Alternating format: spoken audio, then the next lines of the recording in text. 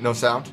A little light. I can hear it in the background, so I think it's there. Yeah, I got it. I'm gonna bounce to my head anyway. I like it. It's not coming through the actual computer though. I don't think so. No. Man, whoever's sharing's got to get better.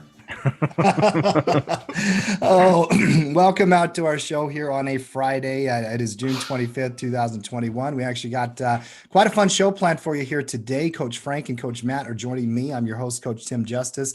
It's Tackle Trading's halftime report, the daily show where we go through these markets one step at a time and help you guys run your daily routine. Welcome back. Hashtag Team Tackle right in the chat as we get the conversation started today. I want to get to market analysis here pretty quickly, but before we do that, Matt, I do want to continue to promote our trading labs, which we announced on Tuesday, a release and an enrollment is starting for the trading labs teams. We have our first trading labs starting actually on Monday with Coach Emily. Emily Mururi is running Team Dynasty Investors on Monday evenings. And so we're going to be going with that on Monday. Obviously on Wednesday, Coach Tyler Craig will be running his Team Phoenix at 3 p.m. Eastern. And then Coach Mark Justice is holding his Cash Flow Vikings team on Thursday evenings. Matt, we already got a lot of students that have enrolled in trading labs. We're looking forward to getting this up and running and getting the teams in there. Just talk a little bit about it and help me promote it if you can. Trading Labs is a wonderful way to stay connected with some of our coaches that tackle trading on a weekly basis as they grow as a team. I look forward to being a part of that as well. So definitely check out Trading Labs. You can get a 15-day free trial. Now let's rock and roll with Coach Frank in the halftime report. Yeah, let's do it. I'll drop a link in the chat, guys. 15-day trials, really easy offer. Just come and join us, see what it's all about. I know you're going to love it. Let's get down to business, guys. Interesting week in the market. We fired back pretty much throughout the week, if you think about it. Weekly performance, couple percent on the S&P, actually a little bit better on the Russell and the Nasdaq. We've had nice moves in some of the sectors as well. And the S&P 500 now sitting here trading near an all-time high, actually hit an all-time high here today. Matt, what you read on the technical condition? And we'll get down to the news here in just a second. Yeah, technically we're looking at a breakout yesterday with a little bit of continued confirmation here today. Not a lot of price appreciation here today, but I do think it's important to note that on a day following a breakout that the market still shows the strength above the resistance channel. And the S&P 500 is certainly doing that. Not the momentum you like to see, a little bit of fade action over the last 24 hours or so. But after that breakout, you want to see it close above that breakout channel coming into the week. And right now it certainly looks like it, at least from an S&P 500 perspective, certainly going to be looking at doing that. Close is going to be important for that breakout. So keep an eye on that on the close here today. Coming to the rest of the indexes very quickly, the Nasdaq, where a lot of the strength in the market has been recently has been the Nasdaq, and the Nasdaq is broke out on Tuesday of this week, and now you're looking at a little bit of a continuation there as well. Coming down to the other indexes, the Dow Jones obviously got a little bit of kicker yesterday with the infrastructure announcement with the bipartisan agreement that was with the bipartisan agreement that was made between 11 Republican senators, 10 Democratic senators.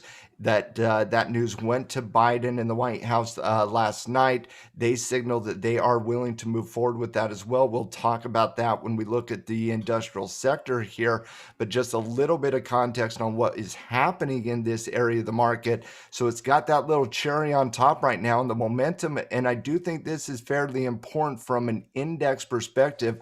We've been talking in recently about this snapback, and a lot of us expected it to come into resistance, but with that additional tailwind that came out over the course of the last 24 to 36 hours, this index has shown a little bit of strength relative to the rest of the market. And I also do think you got to appreciate that, it got back above that 50-day moving average. It got back above the 20-day moving average. And so I do think the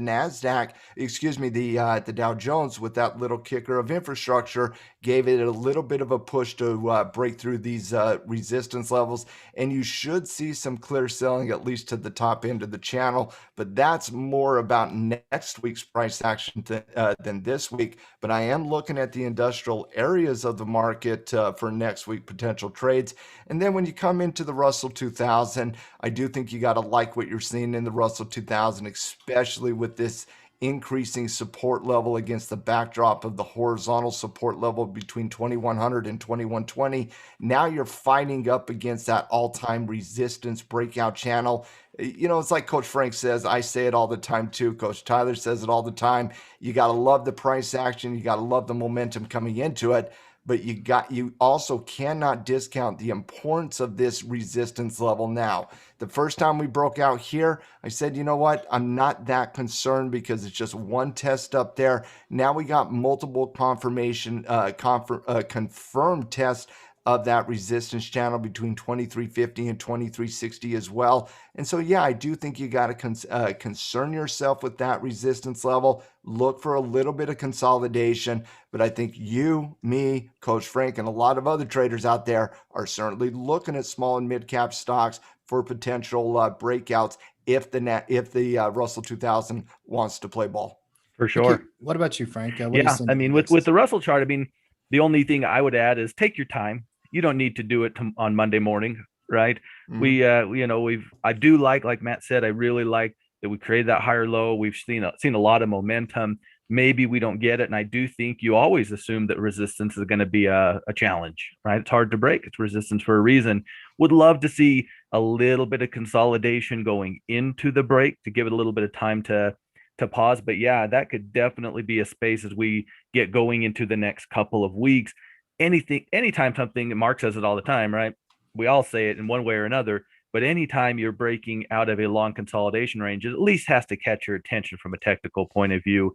So I'm with Maddie there on the RUD. Dow's an interesting place because there's, with the Dow only 30 stocks, you're seeing all sorts of stuff, right? You're seeing stocks that are doing well and have already broken out and hitting all-time highs. You see things that are going to have a lot of overhead above them. So definitely worth keeping an eye on as we approach that resistance level. And one additional point on the Dow, it is relatively strong here today, but so is the discretionary sector relatively strong here today. There's context there, Nike. You discount Nike, what Nike is doing here today, you're looking very similar to the rest of the indexes.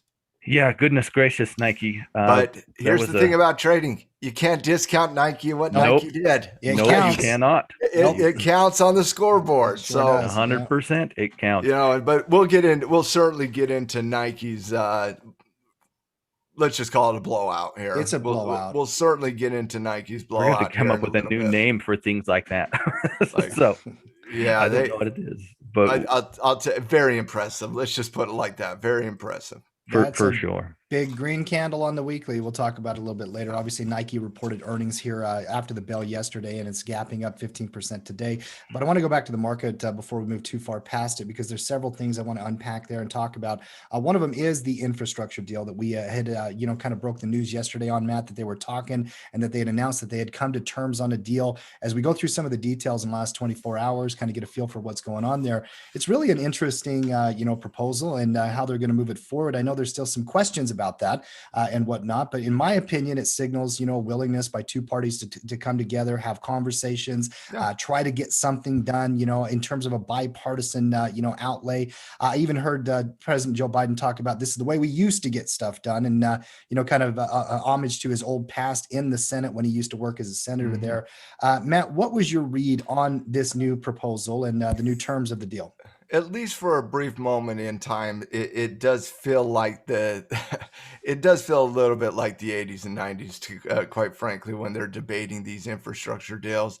Republicans, Democrats, fighting over language and allocation, but going through the traditional lawmaking process where, you have true negotiation and quite frankly, true disagreement. And I actually think that's positive that they're willing to talk. And so should we celebrate it that two individuals are willing to talk? No, I don't think we should celebrate that. I think we should just be grateful that they're actually willing to discuss things that might have an impact on their constituents. But let's get to the actual deal here. If there is one, we'll get into that here in just one second. But the agreement that was struck between the Republicans and the Democrats, and that has been signaled by President Biden to support as well, is a $1.2 trillion traditional infrastructure plan that includes about 580. I don't know the exact number off the top of my head, but it's around 580 billion of new funding over 8 years. A grand total would be 1.2 trillion, 109 billion to roads, 79 billion to power and infrastructure, 66 billion to railroads, 65 billion to broadband access, 49 billion for additional funding in public transit. And so you're really talking what all of us would describe as traditional infrastructure. They did have an agreement on the budget and the spending for the plan as well. And so it did, as of last night, it did look like there was agreement, and this was going to be something that, we'll go through the political process. So there's going to be bumps in the roads, obviously, but it did look like it was going to get done.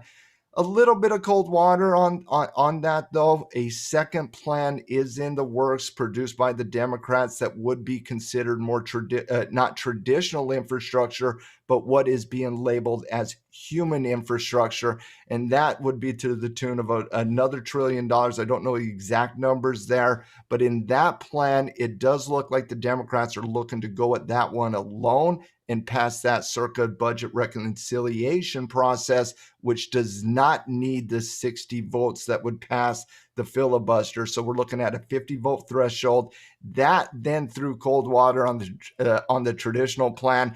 And so again, we're kind of in that murky waters a little bit, but it does look like traditional infrastructure will get passed. More human infrastructure, we're still in the debate and seeing where that's going to land. We just don't know as of right now. But traditional infrastructure, at least for right now, does look like it will be passed at some point in the fall. Yeah, the details of the 1.2 trillion is really for traditional infrastructure, like you're talking about, you detailing. What I heard there, Matt, I heard you say roads and bridges and broadband internet and water and all the stuff that would fit into that traditional infrastructure proposal. Well, and broadband probably wouldn't honestly fit into the traditional discussion of infrastructure as we've done in the past. But moving into the future, I certainly believe it does. And so I do think they got this one right on broadband as well. And I also think the human infrastructure is an important debate we need to have as a society. But I also believe it is a secondary analysis from traditional infrastructure. I don't think combining everything is the right course of action all the time. Yeah, no, I agree with that. And one other big sticking point for the Republicans in the original proposal they didn't like was the increase in corporate taxes.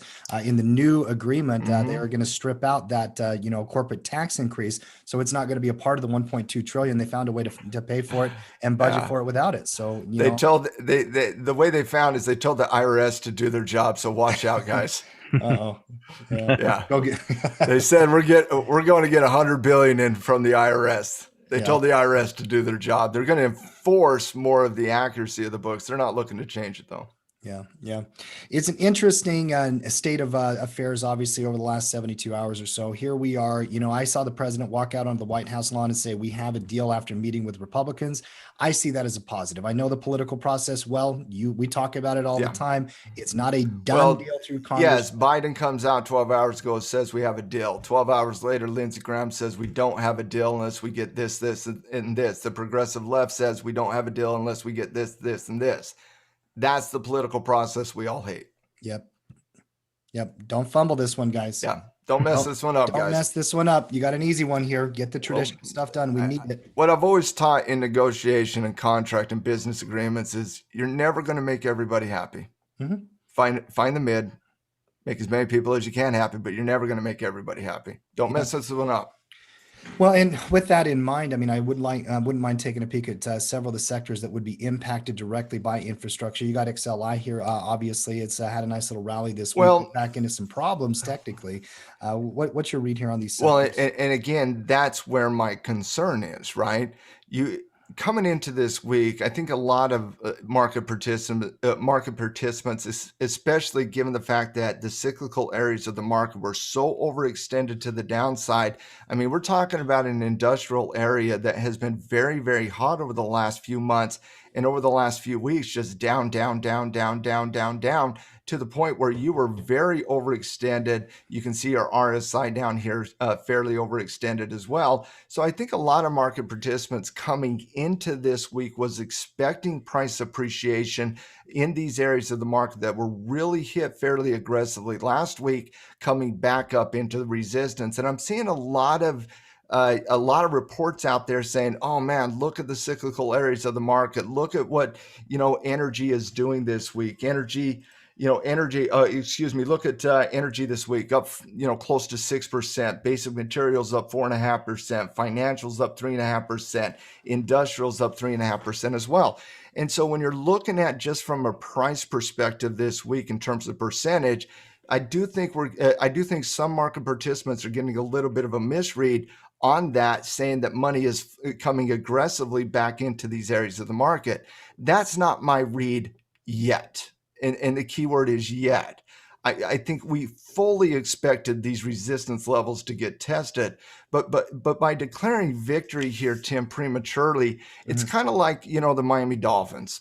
Like teams can get on hot streaks, right? Sure.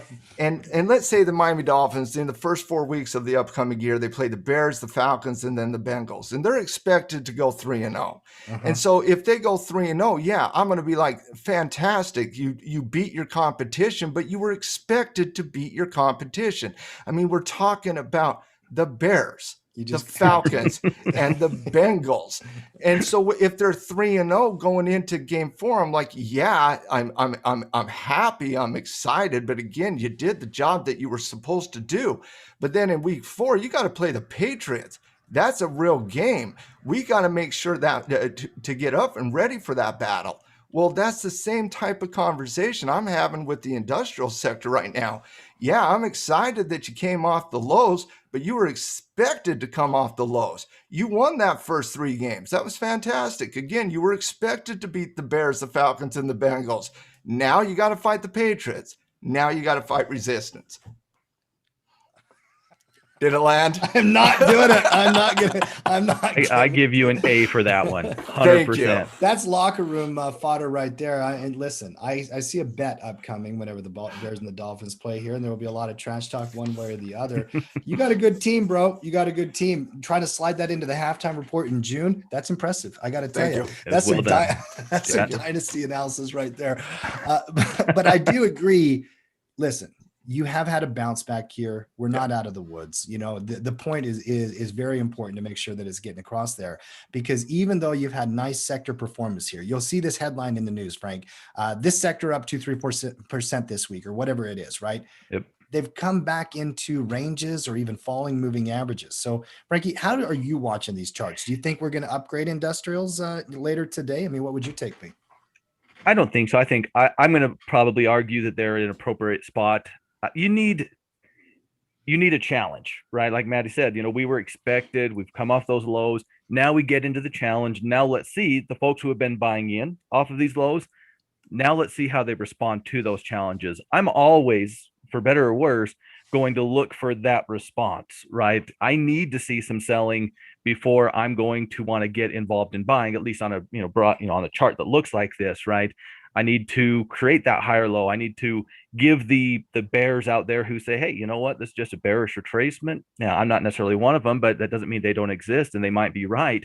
I need to give them an opportunity. So this is the type of chart, and it's not everything industrials, but it's definitely fairly common to see things that look something like this with some overhead, like Matt said. I think you're going to need a little bit of time to get a really good, solid technical development here. If it just keeps running, great for the people who bought in, and there will be things, and I'm not saying that we couldn't look at them, but broadly, if it just goes up all next week, it probably is going to have to do it without me. Intraday here, it is painting a picture, though, where I could get some technical clarity, Matt, if you do get a little bit of that breakout. Well, there's another pivot as well, but give me some analysis. Well, and that's why I gave the analogy I did on once again, the bears. No, I kid. But that's why I gave the analogies, because again, here's where the volatility really started in the industrial areas of the market last Wednesday and Thursday following the central bank. Before that, you just have a very structured downtrend from an intraday perspective. There's not a concern in the world when you see a market that is just doing this. Not one concern. When the market starts to stabilize in front of the key announcements here, you start to get an indication, okay, K-trade analysis, you look at the price confirmation above 103.5, you look at price confirmation underneath 102.5, and you start to see that analysis here. Once it gets violated, regardless of what the news is, once it gets violated, you see the increasing volatility here, get overextended to the downside. Where does it find support? It finds support historically where horizontal support was, also right there in that $100 significant whole number range. Coming back here to the daily intraday chart though. Why I said what I did was, when you're overextended in this short time, a lot of market participants expect price appreciation to come back up into resistance. And that is what we call a bearish retracement. Now, Frankie, you said I'm not a bear. I'm not a bear either, but I'm always going to respect a bearish retracement. You know what I mean?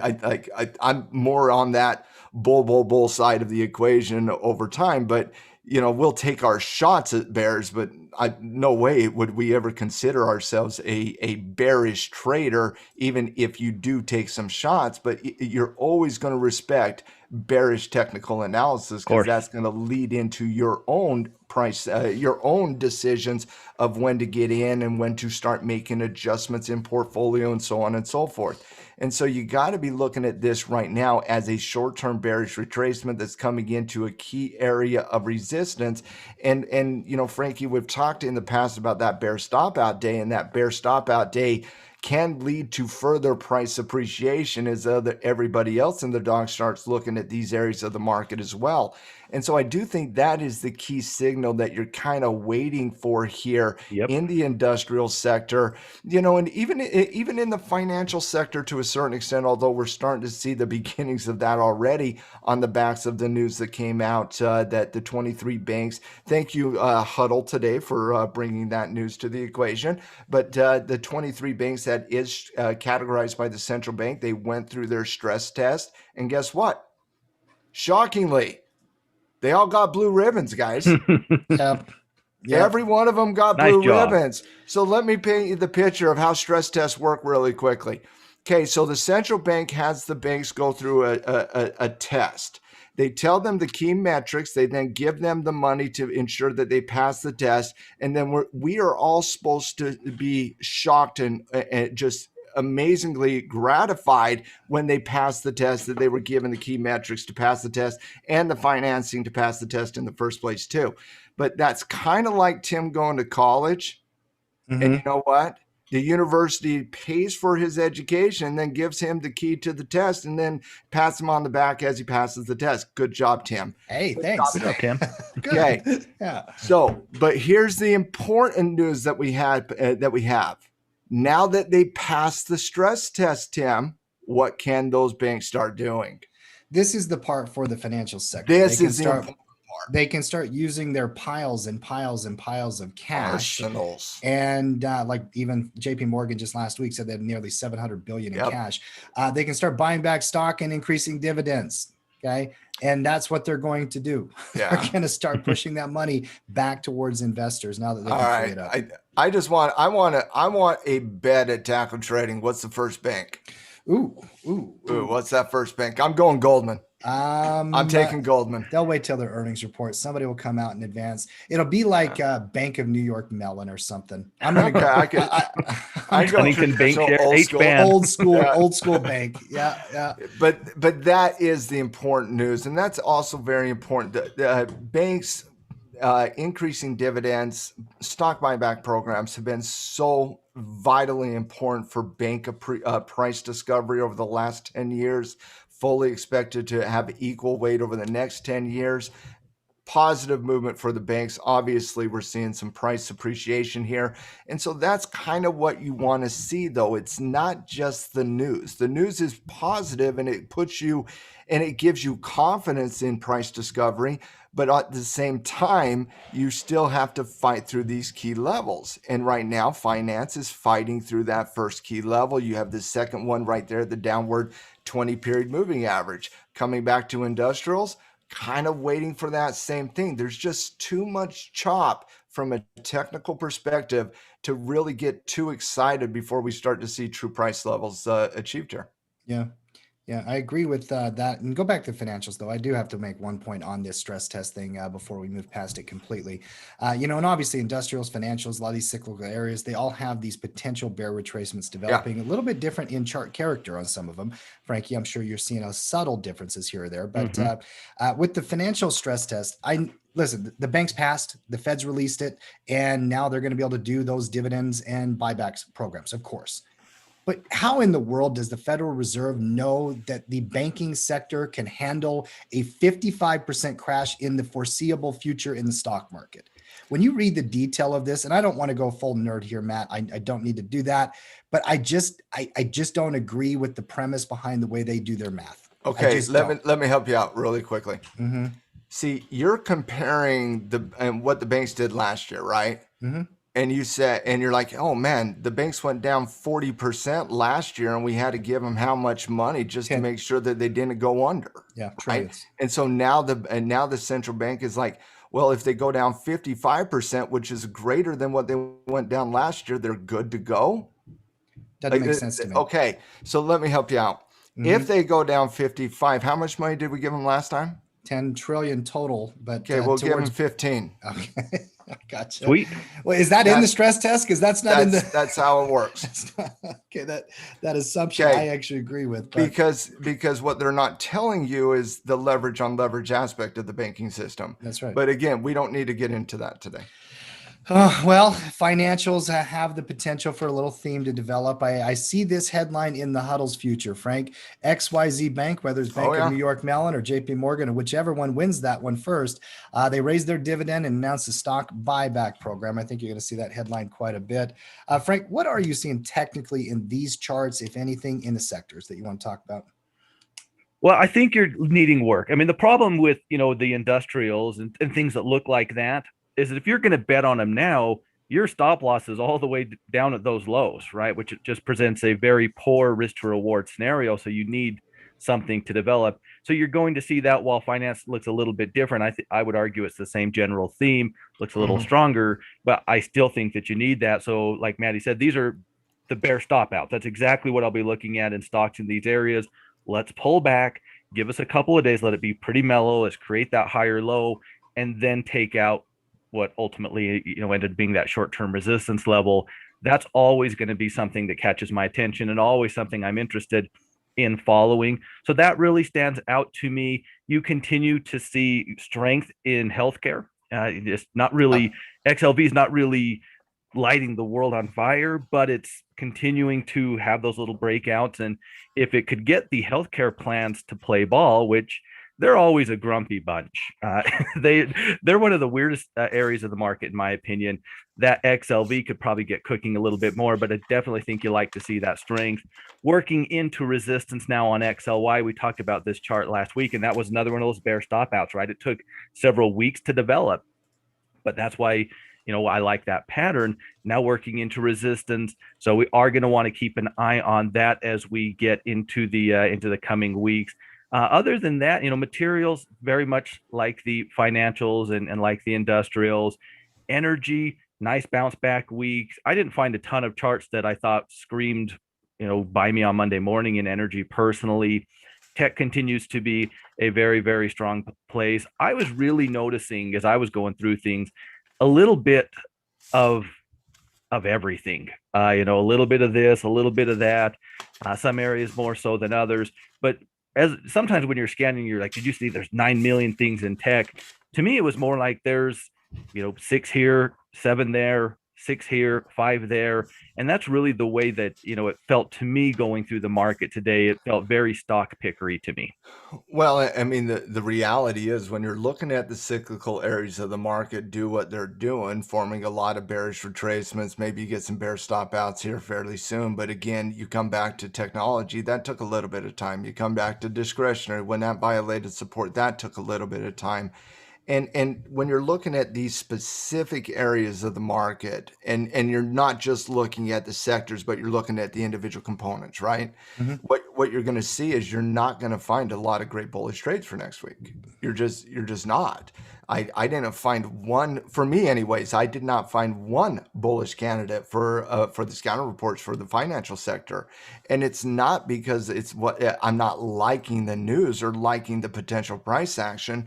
It's because when you violate support, all of these charts look like garbage for a little bit, and it Mhm. takes a little bit of time to clean them up. It just does. Yep. And so for me, if finance just wants to scream next week, it's gonna scream without me a little bit. Mm-hmm. It just is, because the charts need time to set up. And as a short-term trader who puts a tremendous amount of emphasis on traditional technical formations and patterns and support and resistance and momentum, that just needs some time for that. Thank you, babe.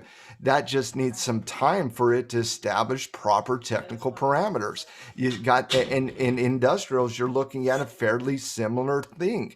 Unlike finance, I did find a few potential items in industrial, but for every good potential trade I found in industrial on the buy side, guess what I found on the sell side? Same thing, a Yeah. potential major company violating support. And so you kind of got a little bit of a mixed read right now in these cyclical areas. And coming back to the first point, you got to appreciate what energy and basic materials and finance and industrials is doing this week. But what they're doing this week was expected. And now the real party begins, because you're now sitting at resistance levels on all in most of those. Basic materials a little bit different, but in most of those areas of the market, you're now starting the fight at resistance, and it's simply going to take a little bit of time for that really to play out. When you look at the growth areas of the market, you look at communications, for example, you look at technology, you look at consumer discretionary. Consumer discretionary, started that price, 4 days ago when we saw the breakout out of that 174 level. Now you're kissing into these resistance levels. Obviously, discretionary got a lot of love today from Nike, as well as the, Dow Jones did as well. We'll get into Nike's earnings here in just 1 second. But now you're 4 days into this price movement, Frank. You're now Yep. coming into these major resistance levels. And even though I do like quite a bit of, there's 3 or 4 potential trades that I like a tremendous amount in this area of the market. I'll just give you a quick peek at a couple of them. Still Air Corporation here, hovering underneath a resistance channel, fairly clean at $59. Potential trigger above 59. It's held its ground in the face of the volatility we've seen recently in this space. You also have, a potential SKX, a little Skechers action here, a little right shoulder breakout on Skechers. You're pretty tight in front of earnings here on the 22nd of July, but you still have time to make a little bit of a move there. But for every one of those I found in the discretionary space, once again, starting this conversation in discretionary, appreciating and respecting the breakout from 4 days ago, but also understanding that resistance is staring us right in the face and right there at that 180 level. Well, for every one I found that was a potential great trade in the discretionary space, I found something that looked like this. VIPS, bearish retracement with confirmation, or let's go WSM. WSM, bearish reversal formation, violation of support with a kiss of death type technical formation right here at 160. And so again, you got to appreciate and respect that type of movement that is happening in discretionary. But I think the real fight is now just starting with discretionary, when you're seeing the resistance handle right there at 179 to 180 start to form. And eventually I feel it's going to get violated. I do. But I guarantee if I threw this to Frank right now, I know what Frank would say. Let's see if it's real. Cook a little. 100%. 100%. This was actually one of the few stocks that I was monitoring on the bear side going into next week. So short term, 100%. You got to respect the chart, right? We are making lower highs and lower lows, whether we like it or not. That is what's happening. And as long as that continues, we're not going up, right? If anything beyond short term. So we've got to change that story. And as Matt has said many times, and it's 100% true, that takes time. Sometimes it takes a few days. Sometimes it takes a few weeks. Sometimes it takes a few months. Sometimes it's 10% from here, right? Or 20% from here. So, I don't think it's a bad idea to find some of the things that are, that look this way and kind of say, hey, what do I want to see? If I want some Williams-Sonoma, this is a perfect example. Hey, there's a bear retracement. Bears, do your thing, lose, and give me that bear stop out trade. A week and a half from now, that could be real pretty. How hard is that to know what I want and why I want it, right? But I'm not going to take action because that's what I want, right? I'm going to identify what that is. Yeah, and then the last thing I want to talk about from a sector perspective is those defensive sectors. You look at healthcare. I'm with you, Frankie. I like what I'm seeing in healthcare, but then when I look at the individual components, the best one that looks is healthcare. There's some interesting things in healthcare. I would 100% agree. It is one of those areas that very, very interesting place. Yeah. And then you got utilities, which has been a gobbled mess recently. I don't expect anything to be happening in the scouting report meeting from a utility perspective. XLRE has been one of our strongest rated sectors. I'm a little bit mixed from an individual component perspective. See some bull, see some bear. What is a little concerning to me is just this little triangle here. It's a little tiny triangle, a little shift in volatility. Most likely nothing to get too concerned about, so I don't want to bring it up too much here today. And then the last one is consumer staples, and I wanted to save the last, not for the best, but I'm going to tell you right now, this is a gobbled mess of nothingness underneath the sector. There's no patterns that stood out. It is a gobbled mess of grotesque charts. Neutral then. It's not a place that you're going to go out of your way to find things. That is for sure. I tried. Don't make my mistake. It's ugly. We talked about it last week. I was like, I want to downgrade it more because of how gross it is. So yeah, it's like it's a tough area right now. I think go ahead, Frankie. Yeah, go ahead. Oh, I was just gonna say this is a mark situation, right? Where just keep falling, let those ugly charts play out. Find some of those sweet deals, as we get into these major levels of support a little bit further down the road. But for the swing trader, there's not a lot in this ballpark right now. The sector chart looks better than every single individual component. At least the vast majority, it does. Yeah. It's going to be an interesting scouting report meeting as we obviously settle on our rankings each and every Friday. I can't wait out there. Yeah, I'm looking forward to it. Looking forward to it for many different reasons, but looking forward to it just for the conversations with these coaches, see where their heads at. All right, guys, appreciate the breakdown on the sectors there. Let's now move through the commodity market pretty quickly. There's not much there. I want to get to earnings reports, and I want to hear about Coach Frank's charts. So let's flash around a couple of these different ones. If anyone wants to stop and talk about them, you go right ahead. But crude light, kind of just hanging out up here, and we've got overhead resistance at some point. Extension of the trend. You guys got any other read on this one? No, I mean, I'm going to keep an eye on that 75 ballpark. 75. I think everybody is too. I don't think they need me to bring that up. Been performing well, been pretty well behaved. It'll be interesting to see, how we respond, because I mean, it's strong. We all know what happens when crude gets strong and wants to stay strong, right? So that should be an interesting battle, but nothing we're not aware of. Saw a nice little candle on gold earlier today, and let's take a peek at that chart as well and see if give it a moment. It'll tell you something different. And I was wondering because it was actually at the top of that range earlier this morning, but still just down there stuck in the mud. Not much I want to add to that one from our analysis throughout the week. Anybody got anything on gold? No, gold needs time. It does need time. But I do think, as gold owners, you like that stabilization. It's early. It's not done enough, I don't think, to sell you that we can trust this support level, but it's been a nice start. Little defense. A little bit of defense. Yeah. like the Be doing dollar this would play next a week little at this defense. time, and then maybe we can start talking. Yeah, that's right. The dollar next, if we can, continues its little retracement as the markets are still digesting what the Fed told us last week. Sparked that rally last week, but now we're just kind of hesitating and hanging out. Till I get clarity there from a chart perspective, I got no read on this one, Matt, but neutral. What's your read, though? Same. Same. Bitcoin, last one, and actually kind of hesitating at a little bit of a messy spot on the chart. You know, it battled back here, a little retracement. Red candle here today, Frank. Is that a bear retracement? Obviously, I think any trader would be watching for a breakout below that like 28, 29,000 level where those tails are. But what you read here on the chart, Frankie? It's messy. It's messy. It is K trade analysis, but where do you exactly put the bottom? Right? Do you go round number? Do you go to the actual wick? Do you I that's a very tough spot. I think Bitcoin had its chance last week when it had pulled back into resistance, was pulling back. I think it had its chance to create that higher low and give people a breakout opportunity. Obviously, it wasn't ready to do that at this point in time. I think with that failure, you're looking at more likely to the downside, whether you're calling it a retracement or how you're playing it, or in my case, if you're playing it or not playing it, is how you're going to go about it. This is a tough area of the market right now from a bullish point of view. The bears are in firm control, so I think that's the way you're trading it as of right now.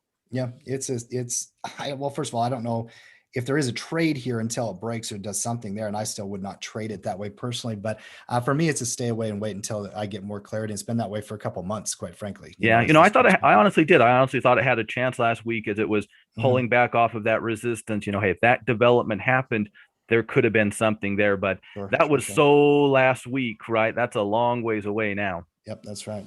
All right, guys, that's it from the big picture. Mark, go ahead, Matt. Yeah, I do have something on Bitcoin. I've heard a lot of chatter on Bitcoin this week. I've heard a lot of bull talk, bear talk. It's been all over the board talk on when it comes to the crypto space and specifically on Bitcoin.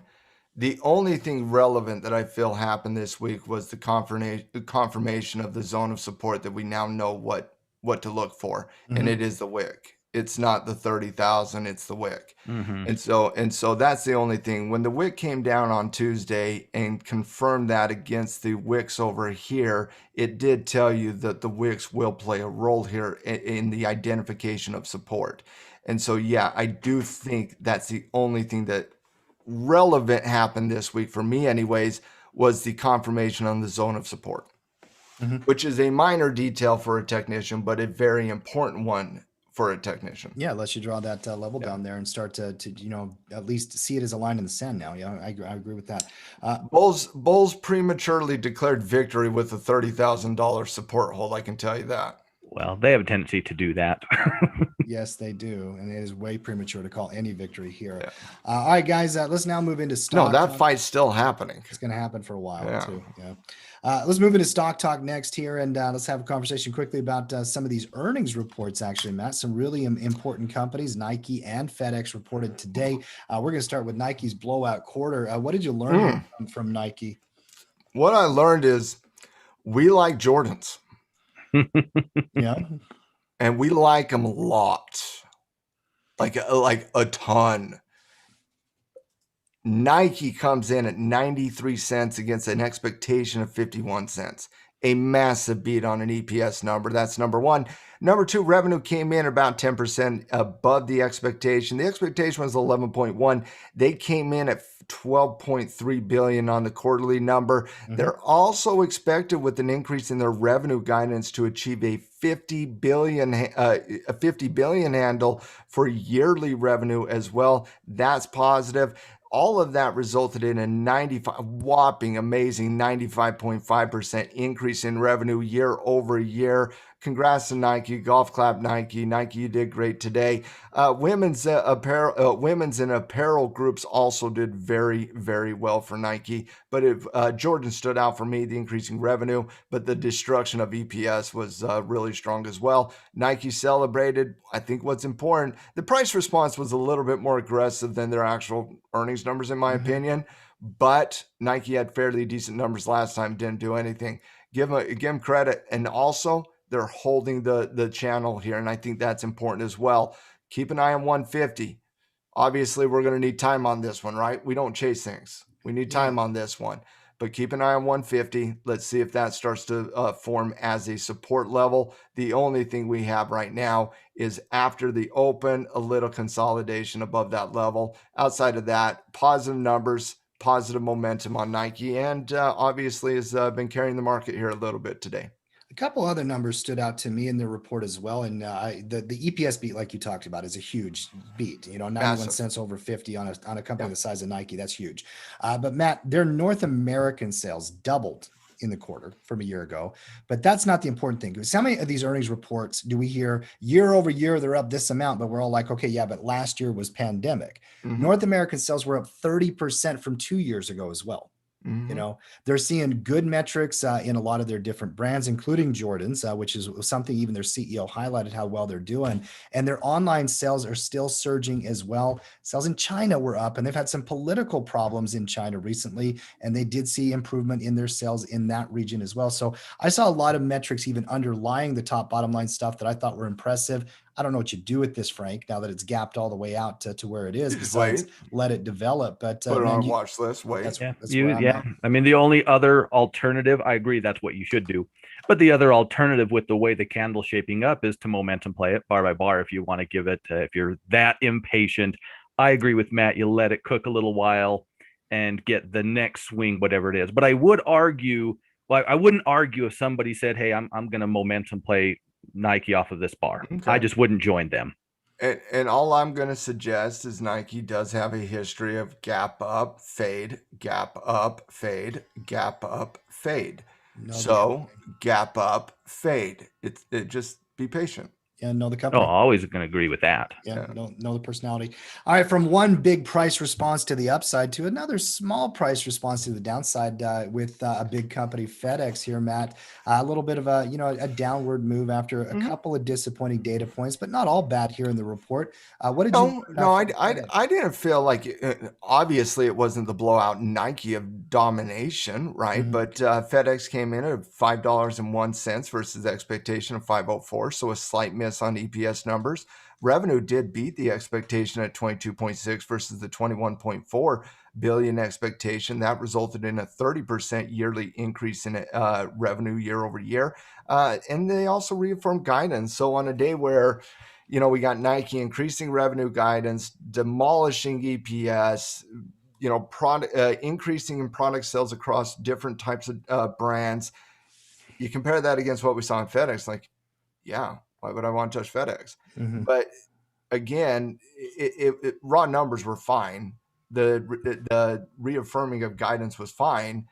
And I think I'm saying fine way too much in FedEx's earnings, and that's why it went down. Yeah. It was just fine. It's just okay. It was just okay. It was an okay report. And obviously it's a really well-run company, a lot of profit that they do make and whatnot. It's not like we're gapping down 20% here. And the 3% move is within the market maker move and all those type of things. CEO did said they're going to increase their spending cost by 22% capital spend because of offsetting, supply chain problems and labor that they were, kind of complaining about a little bit, it seemed to me. So just a mixed bag and kind of a meh, type of report. So this is what the price response is. Frank, anything in the chart grab your attention at all? No, I don't think there's anything here for at least a week. If a week from now, maybe there could be, but I do think you need some time here. That's a big maybe. Yeah. And I only got one more story, but Matt, any of the other stocks? That's all there is at. Space, SPCE, and this company is in the news quite often. Obviously Richard Branson's company. Come on, Tim, you give us a pun. Give us a pun. It's flying to the to the moon. It is flying here on a Friday. We have launched and we have takeoff. All right, I could try to go for it. I appreciate it. Big 14% jump here today. The FAA approved them to fly with actual passengers, which is a key part of them actually making revenue. So this was the first time they've gotten FAA approval of any kind of or sort, by the way. So the stock is gapping out and running. This is one of those news-driven, volatile mess type of companies, but it's had a really nice couple of months here, Frank.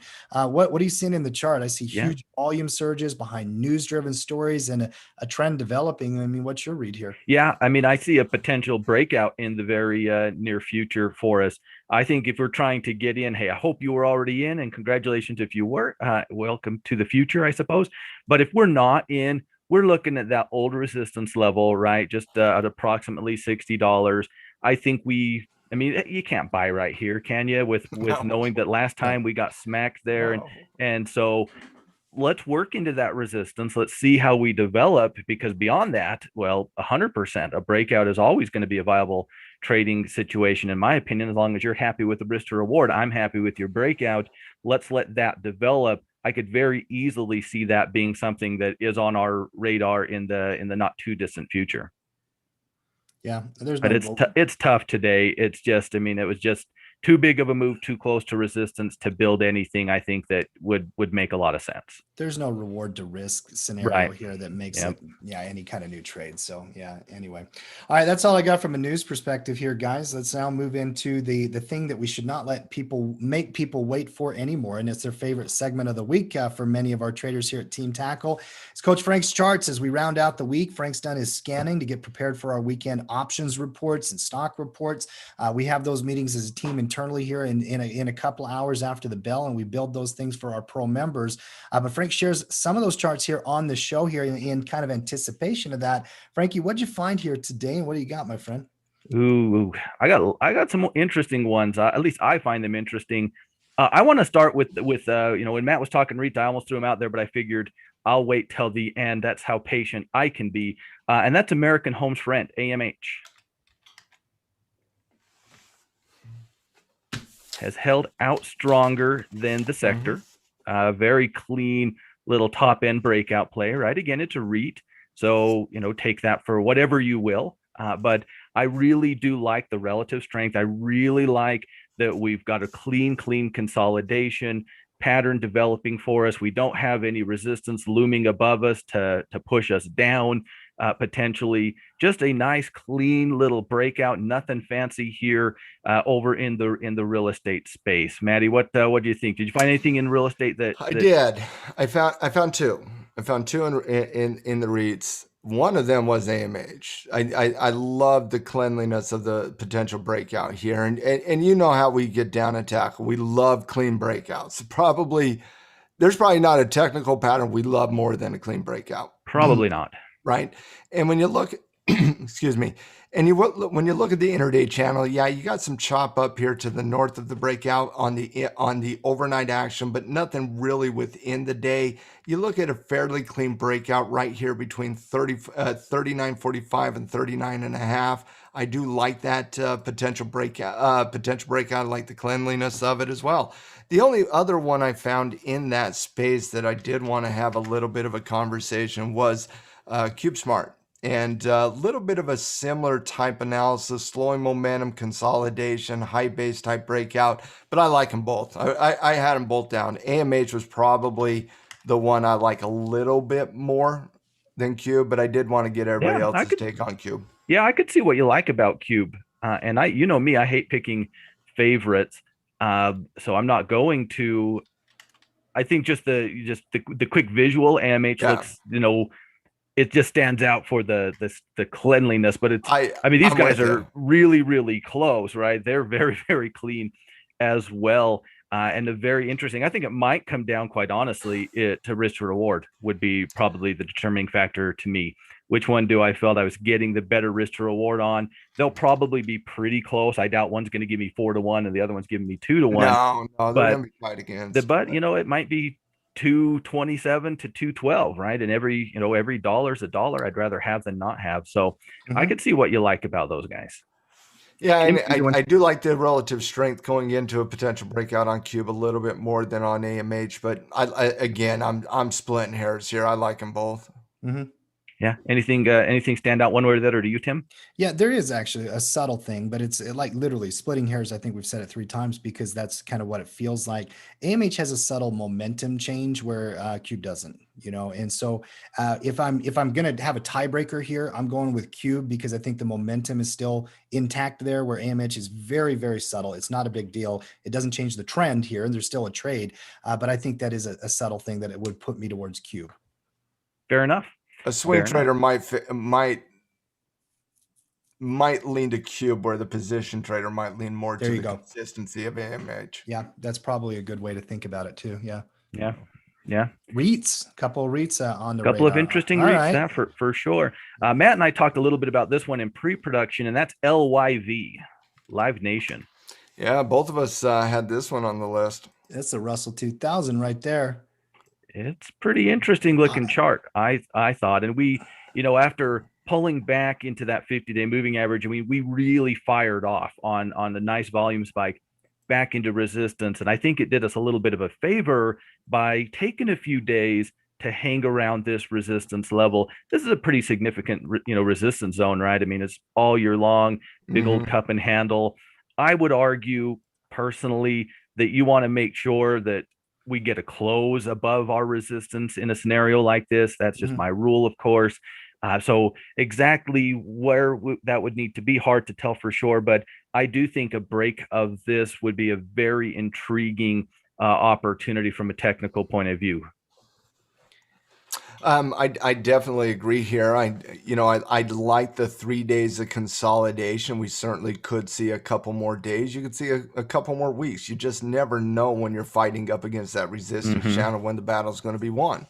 But I do like the zone, and it could break out at any point. So yeah, I like it. I like the multiple time frames on it as well. You got a daily price action that's starting to show momentum. You got a weekly price action that's consolidation. Once that breaks out, all of a sudden that gets way clean, way fast, and it looks like a stone throw to 100. Yeah, it really does. Yeah. Volume is a secondary indicator for me, but it's also an important one. Matt, the volume characteristics look pretty favorable for the bulls here as well, don't they? Yeah, they do, when you're seeing increasing volume as it's coming into the breakout channel, but I'm not surprised in that capacity. It also had some news there. It's these days right here. You see the consolidation volume there, not exactly a positive thing. What you want to see, obviously volume does support the bull thesis here, but what you want to see is that volume bar start to go up and up and up as we approach that breakout channel.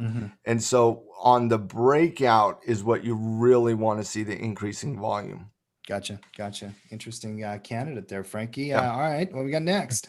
All right. I want to look at Plug, PLUG. Oh my goodness, Frankie. Lord Almighty. I've been stealing your list. You've been just did you? I stole your list while you weren't stole looking. my list. While you He's weren't got looking. the knock list, Tim. Hey, listen, great technician. See this? He's got the knock list. What do they call that? Overlapping consensus or something? Anyway, I Just thought good I taste, thought I right? might get a gem here with Plug, Frankie, but no. There you go, Yeah, buddy. well, good. hey, I had good, Plug on my list too. Good job, Tim. Yeah, we'll I'm give sure you you 2 did. gold stars. Attaboy, See, Tim has learned how Tim. this game works. Finally, Tim, you're such a good technician. Thank you. You're welcome. I like what you're doing, Tim. But what I really like is where we're at on Plug. Now, on Plug, we got to break that resistance. I don't think this is a pullback 100%. play. If you were going to play the pullback, you probably already took that opportunity last week. I have a hard time seeing how that develops into something at least that I would like. But if we can break through that resistance and we can, somewhere, and that's fine that it's pulled back. I just want to see it create a higher low than it did last time, right?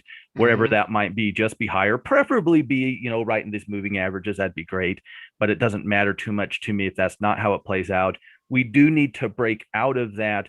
But that is a really clean breakout. That's also, for what it's worth, if you care, it's going to give you the 20 weekly too, most likely, on the break itself. And with reversals, I say this a lot, and I, at least for me, that I mean it when I say it.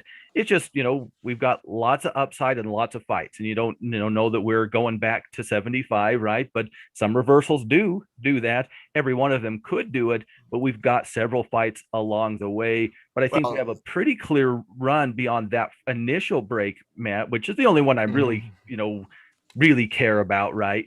As I'm building the trade out, and if it wants to run more, great. Until we approach that 39, 38, 40. I don't know exactly where you would put it, but it's definitely a zone, I think, more than a number. Yeah. I I started laughing a little bit on my end, because we are like, 70. And I'm like, yeah, I'm sure there's traders out there like, this is going to 70 and then the moon. That's not that's not us.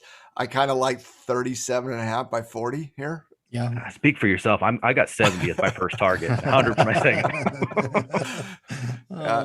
Yeah, But I'll take 37.50 or that's 38. double my target. I'll take 38 as well. I think you got to look over here left of the chart when you're finding these potential reversals, and reversals can be absolutely gems, right? They can be beautiful, beautiful little gems. But they don't typically just recover in the same type of speed that they did at the first time. It's a little bit more slow and methodical, I would say. Pull back, have a fight, win. So, because we've seen this, and you're not going to do it again, right? Typically, most likely. Right. So typically, what you do is you break out, you find resistance, you consolidate, you run to the next level of resistance, right?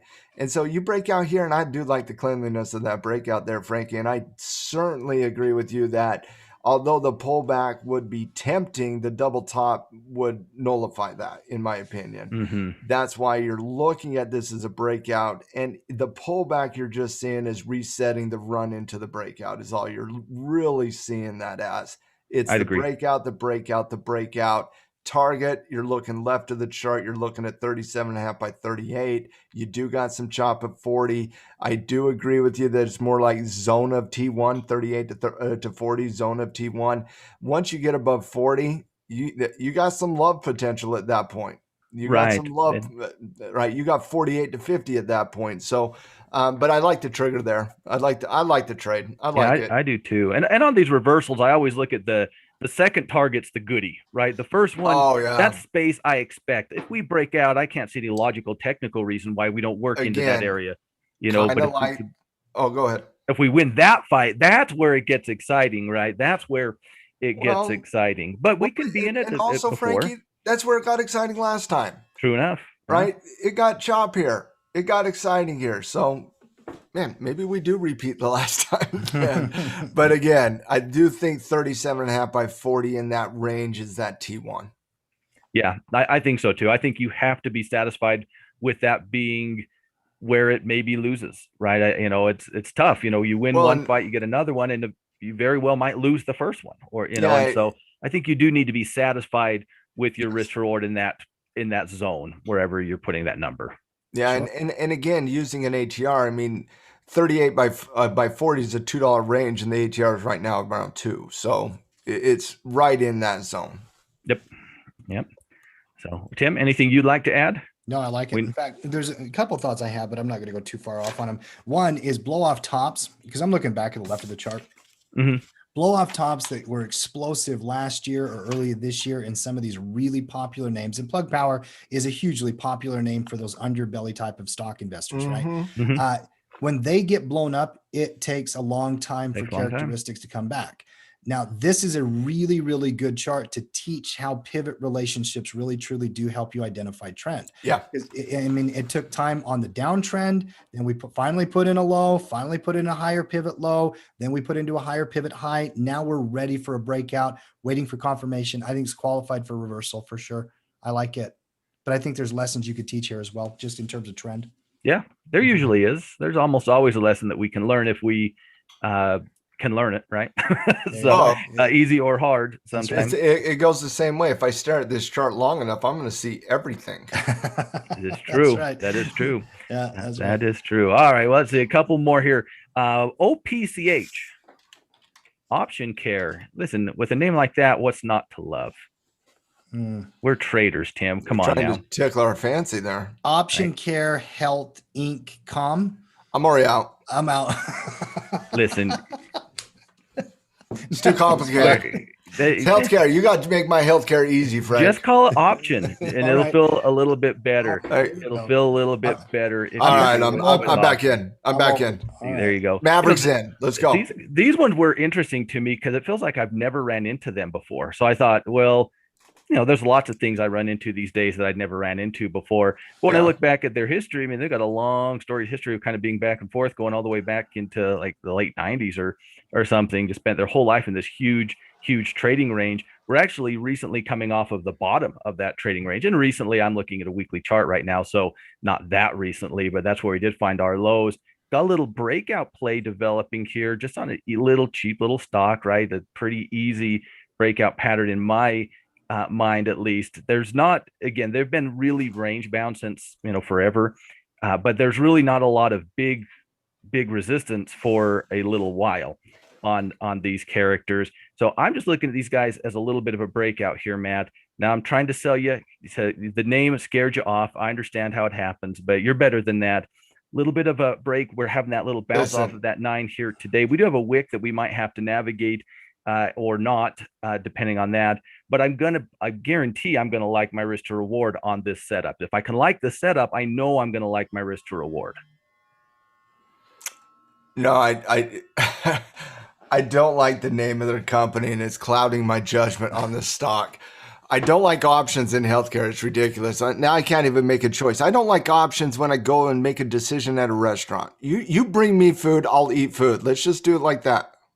So I appreciate that. See, now you're letting Tim get in your head. This was Tim's getting in my head. Thing. Tim, this I blame is you for this. Let me put it like this. The entire time you were talking, I was trying to discount it for one reason or the other, right? I was going through momentum, trends, volatility. I even went to volume, and I even went to the intraday to try and find a reason I can't. The only thing I can do is point to the wick and void and veto to the wick, but that would just me using the wick as a way to veto that symbol.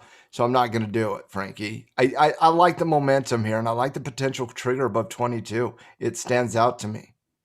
And I looked at a lot of healthcare stocks. There's not a lot of healthcare stocks that stand out to me. You look at, when I was looking at this entire space, and let me get my list so I can do it some justice here, because I only had a couple stocks on the list to kind of compare it against. AZN, Frankie. Mm-hmm. Potential AZN, right? Pretty fairly clean trigger right here north of 59. Good trend. The only thing you don't like about it, this ADR. Yep, they're an ADR, right? So you're going to have to deal with some gappiness. You got to deal with the gappy stuff. Moderna,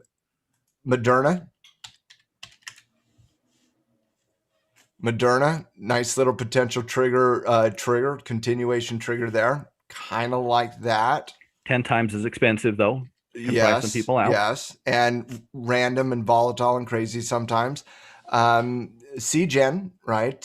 Company, fundamental company, nice liquidity in their options, like the potential reversal and like the potential secondary trigger after the reversal above 160 there. But again, I'm looking at that, and I do like Seattle Genetics. But again, you're still staring at that 200-day moving average there. Yeah. So I come back to options. If the wick scares you on options, the 200 better scare you. Exactly. And that's my point, right? That's my point. There's things I like in healthcare, but there's always something to bring me off of healthcare. And the only thing I'm looking at, and I'm sorry, Frankie, give me the symbol again. OPCH. OPCH.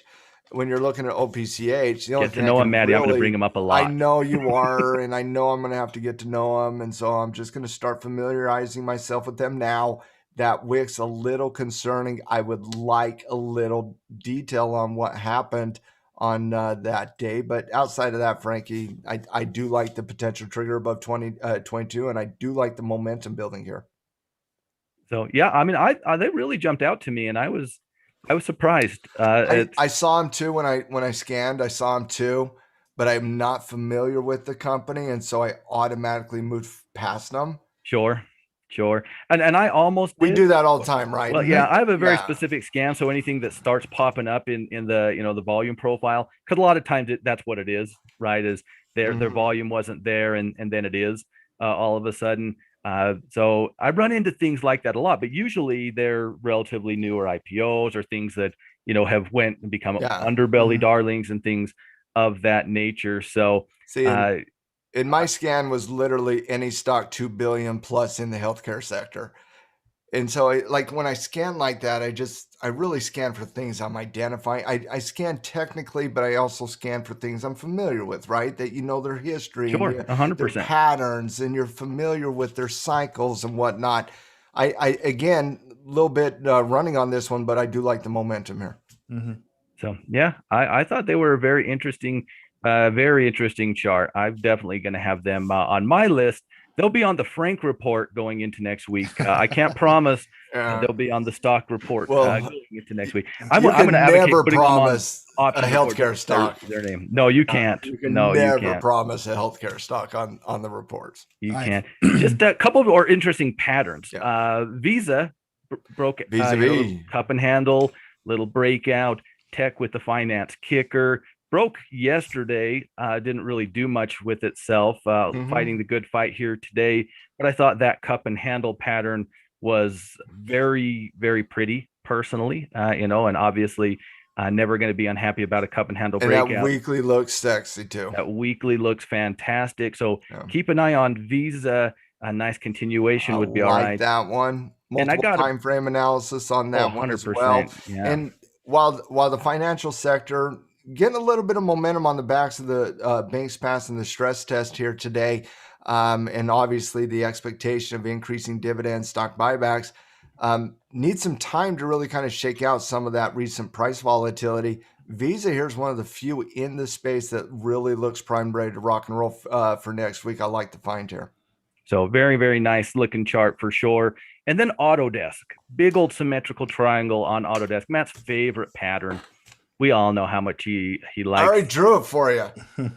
Oh, did you? Okay, I'm looking at my own. I got to see that. So, yeah, I mean it's right there, right? The lines are eye of the beholder. What I'm looking for here on Autodesk is one of two things. Because I don't think you could say that it has or hasn't broken that trend line. It's right there.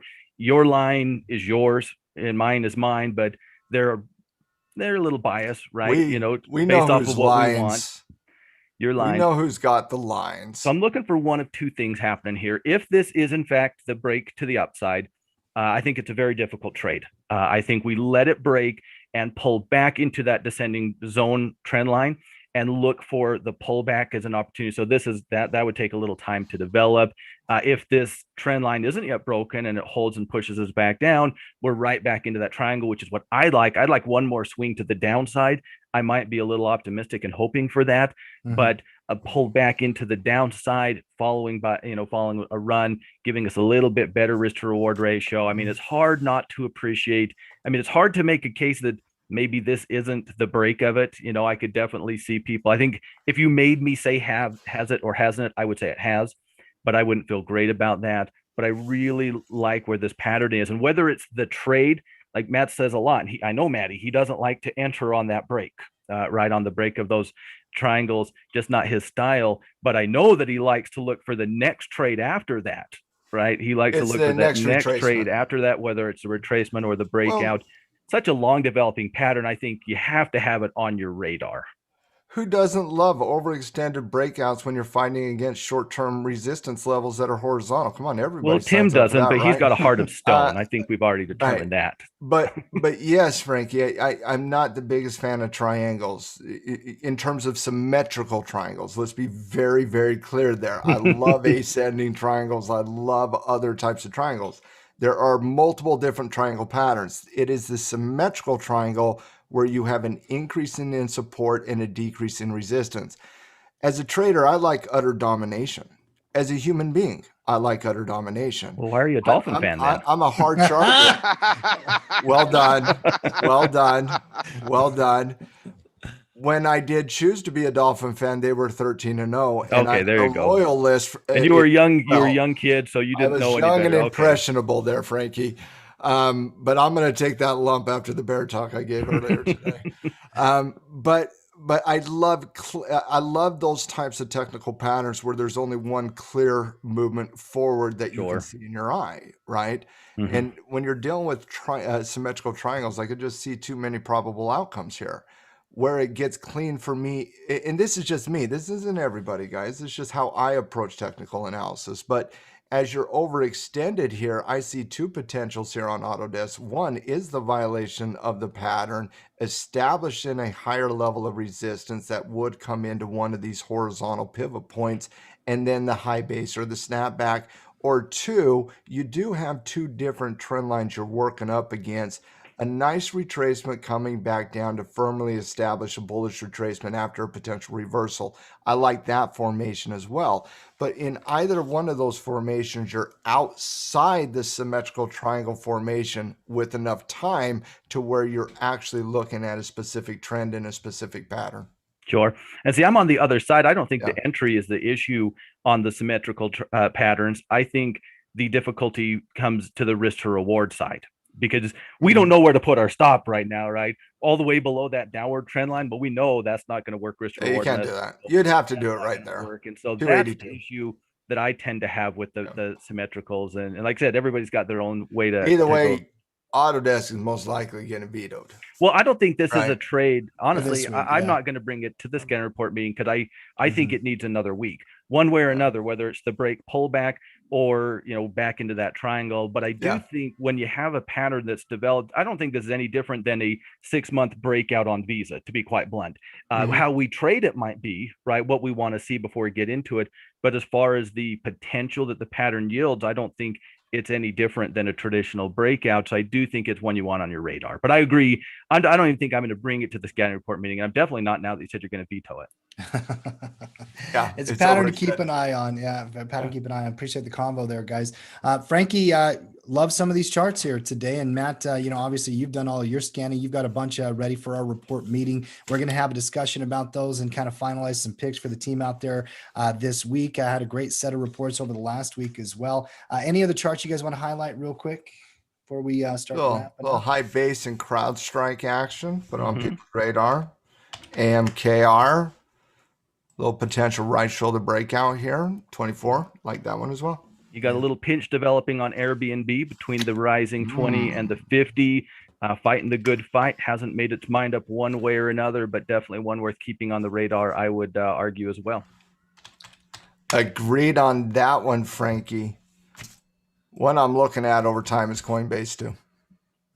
Overtime though. Yeah, nothing right yet. now. Overtime. Yeah, not quite yet, but yeah, I'm with you. They got my attention starting. down I the just road. want to bring it. Look, you're starting to get that blue line. There you go. You got an extra line. Starting to get the 50. Look at Starting to get the that. 50. Look at Starting to get a descending triangle formation here. Let's see how it plays. But yeah, over time, I'm looking at Coinbase, not right this time. Gotcha. All right, Mark, I see that you've obviously popped in here. As always, kind of help us promote anything Well, we're I doing knew at there would Tackle be Trading. a Bash the Dolphins joke. I had to show up on a Friday, so that was a good one. No, we got programming tonight. We have the normal not after the market bell, but right before the market bell, the hour before the market closes for the week. I talk about commodities and commodities report live, and then we go over trade ideas, management ideas, shoot the crap, all that stuff at Mind of a Trader closing the bell. And then special event tonight, Women in Trading. Emily wrote a fantastic blog article for the Friday feature. Go check that out on tackletrading.com. And Women in Trading live class tonight at 8:30 Eastern. Yeah, 8:30 Eastern. That's a monthly webinar we put on with the Women in Trading group. Emily's going to be leading that. Come and join it. And that one's free. It's not a pro member restriction, anything like that. If you know anybody in your life that you think could benefit from being around somebody as great as Emily, the coach, great Emily Mururi, teaching investment principles, trading and principles, send them towards Tackle Trading. Let them know how to find that webinar here tonight.